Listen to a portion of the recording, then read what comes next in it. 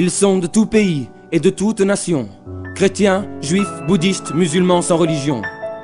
Ils ont chacun leurs idées politiques, les uns aiment la techno, les autres le classique. Promulguant l'unité dans la diversité, ils forment une authentique fraternité. Mais qui sont-ils? Penseurs libres plutôt que libres penseurs, ils cultivent en eux l'intelligence du cœur.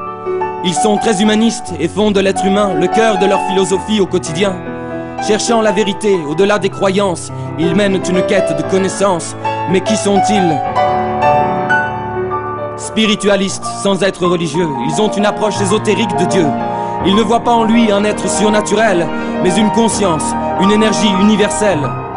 Leur enseignement n'est en rien dogmatique. On dit de lui qu'il est profondément mystique. Mais qui sont-ils? Mais qui sont-ils? Ils ne croient ni au paradis ni à l'enfer, pas plus qu'aux démons, au diable, à Lucifer. Recherchant le vrai sens de l'existence, ils accordent peu d'importance aux apparences. Ils savent le pourquoi et le comment des choses, mais aussi ce qui fait la beauté des roses. Mais qui sont-ils? Mais qui sont-ils?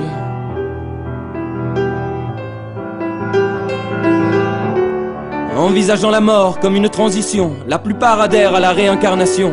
Ils maîtrisent l'art de la méditation et connaissent les arcanes de l'initiation. Ils aiment s'harmoniser avec la nature et se ressourcer à ce qu'elle a de plus pur. Mais qui sont-ils?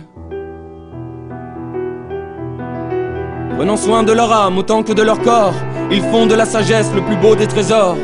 Ils pensent qu'il y a la vie au-delà de la terre et que d'autres humanités peuplent l'univers.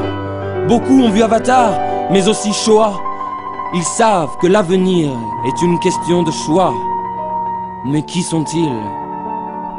Mais qui sont-ils?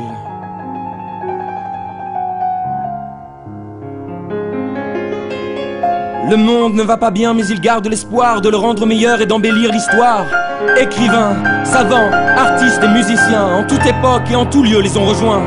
Ils ont pour devise la plus large tolérance, ajoutant dans la plus stricte indépendance. Mais qui sont-ils? Mais qui sont-ils?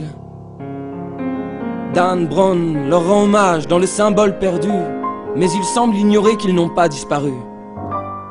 Formant jadis une société secrète, ils ont désormais leur site sur internet.